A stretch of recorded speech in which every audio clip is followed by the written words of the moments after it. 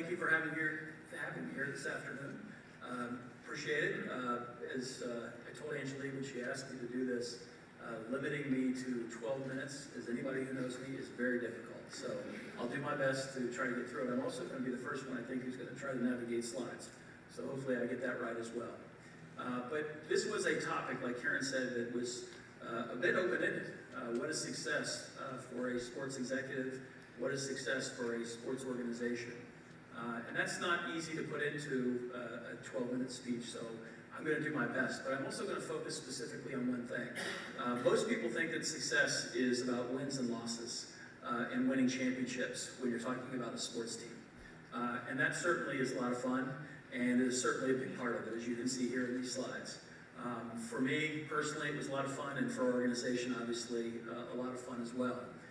But the reality is that there's a lot more to a sports organization and what I do than just wins and losses and winning championships. And at the end of the day, if you do your job right, there should be much, much more than winning championships. So I'm going to talk a little bit about that today. You're probably asking, Travis, how do you achieve that success? How do you win championships, but also how do you do more? And I've been a part of, as you heard in the intro, 3 major sports organizations, 2 in hockey and 1 in baseball now. And I've been around a lot of sports executives around all the major sports leagues. And the one thing that I think everybody says, that true success really at the end of the day should begin with a strategic plan, and it should end with something much, much more than a championship. It shouldn't just be about winning championships if you're doing it right. And so I'm going to talk a little bit today about what that means. What is a strategic plan? What is a plan that you do? Because that really applies to whether you're talking about a sports organization. I'm sure all the executives in the front row at some point or another have put together a strategic plan for what they're doing. And you should have a strategic plan or a plan in life as to what you want to do. And a plan, if you think about it simplistically, is something that you develop, whether you develop it individually or you develop it as a group. That is something that you can all buy into. And it's something that you can clearly articulate. It's something that people can understand. It's something that people want to be a part of. And it's something that they can easily execute. And it's something that you can actually look at and see whether or not they're achieving results against that plan. I think you're going to hear about that a little bit later on another presentation. But it's really, that's what it's all about. But the most importantly, what a plan does is it should allow everybody at the end of the day to be the best versions of themselves, do their best work, and be a part of something that's even bigger than just themselves. And that's really what it's about. And that's what I mean when I say it's more than just championships at the end of the day. So I'm going to talk a little bit about 3 specific examples of how plans come together. The first one I'm going to start with is in strategic planning, when you're doing it, you typically have a mission or a vision that you're setting out for an organization. And then next, you're going to start with goals and objectives. What are those things that are going to help you lead up to accomplishing that mission or vision? And then you typically have what they call either a set of morals or values that are important to an organization. So I'm going to kind of give 3 different examples here of organizations that I've been a part of and why we focused on specific aspects of that and how we came about. So this is a mission statement that I developed when I was with the Penguins in 2012. We had operated without any strategic plan, quite honestly. I joined in 08. Obviously, 08, we lost to the Red Wings. We won in 09. And following that, and we had a really good brand strategy. Most of our business was really built around our brand and building that brand and the success that was happening on the ice. But what we realized very quickly was that at the end of the day, we didn't have a roadmap to sustain that success. And we started to see ourselves falter on and off the ice around 2012. We were still making the playoffs, but we weren't accomplishing our overall objective of winning Stanley Cups. And we weren't doing everything we could do that we felt in the community and in the sport of hockey. And so we developed this vision and mission statement. Be the best organization in sports, respected for our culture of excellence on and off the ice. As you can see, our mission was, number 1, win the Stanley Cup, energize and inspire our fans, positively impact our community, and advance the game of hockey. Those were the things that we wanted to be ingrained in everybody within the organization, that they knew what the North Star was at the end of the day. When I was with the Islanders, I started, as you heard in the intro, really was building the organization from the ground up. Our business operations had been outsourced to the Brooklyn Nets, oddly enough, because we played at the Barclays Center. We took those back over when I went there, We were tasked with building an entire front office. We were tasked with, at the end of the day, building a new arena, building a fan base. It was fairly depleted as new ownership took over and they brought me in. So most important in that moment was, what are our goals and objectives? What are the things that we want to accomplish within that first year or first couple of years of new leadership? And we really built that around what we called a culture of fanatical excellence. We wanted to be fanatic and passionate about being excellent in everything we do. And we also wanted to be excellent for our fans. So it was a little bit of a play on words there. But we also had set out very, very clearly what our 6 most important goals were in those first couple of years as we were building that back up. Winning a 5th Stanley Cup for the organization, building a 3rd generation arena, energizing our fans, inspiring our colleagues, impacting our community, and creating unforgettable experiences. So goals and objectives at that moment were the most important thing to focus people on. Now, when I came to the Penguins, we were doing a bit of a cultural reset. And as part of that, it was really important that we embed in everybody what are the values, what are those key attributes that we're looking for within everyone in our organization, so that we all know and behave in a very similar way, no matter what our goals and objectives are. And so you can see we have a little bit of a play on words with the Pirates, obviously, but passion, innovation, respect, accountability, teamwork, empathy, and service were at the core of who we wanted to be. And every employee, when we were either putting job descriptions around what they were doing in the organization, or we were bringing new people on board, everyone knew this is what we expected from all of them. So you're asking yourselves, okay, what does all this mean, Travis? How does this all pull together in terms of building up success? So I'm going to give you, and this is a lot of words, and I'm not going to go through all this, but this is just how you pull all that together into one thing.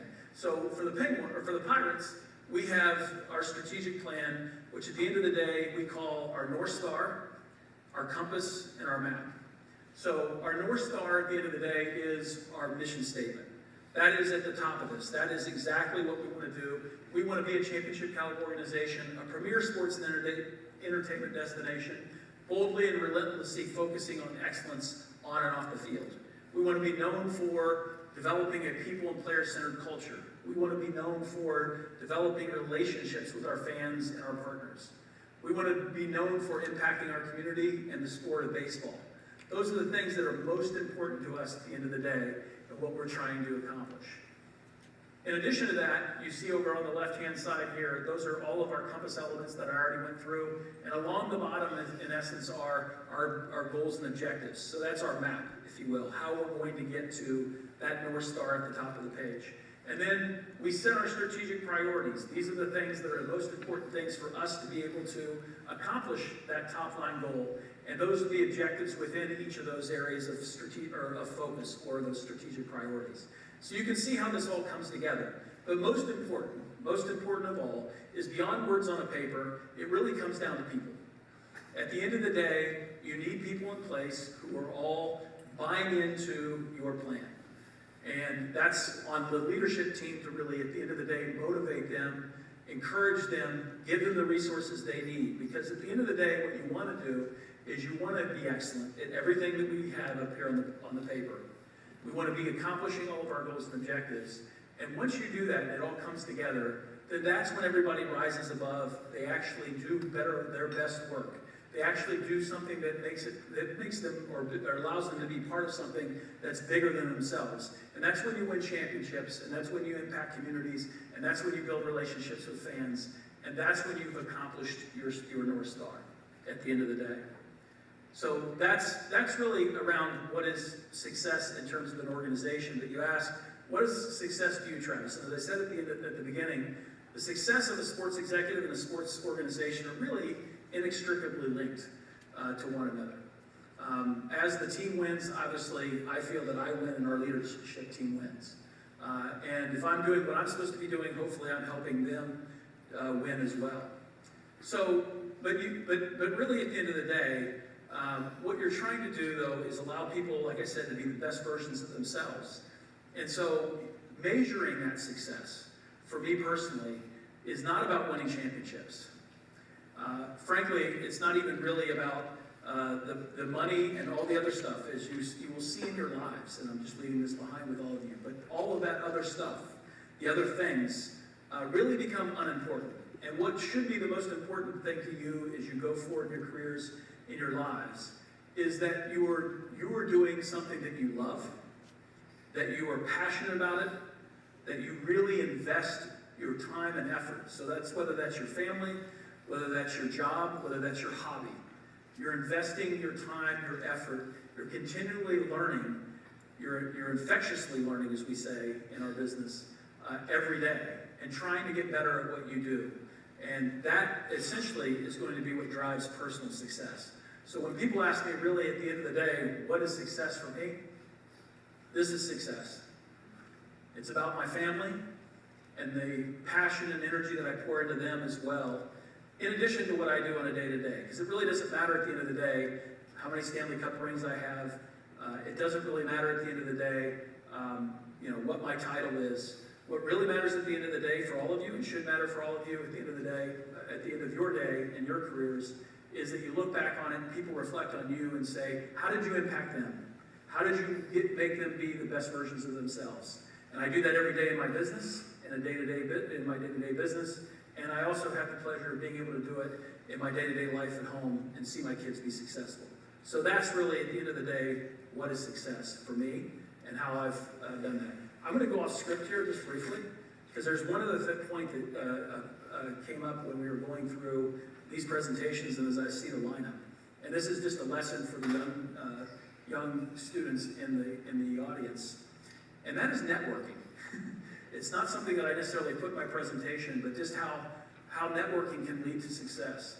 But as I look down this list of speakers, and as you heard us kind of referring to one another, just a lesson, and in particular around Pittsburgh, because it is such a small community.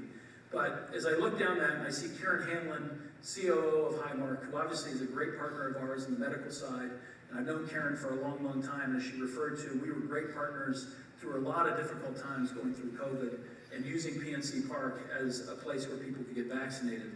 Leslie Bonsi, you heard her connection to all the sports teams, including the Pirates and Penguins, both when I was there.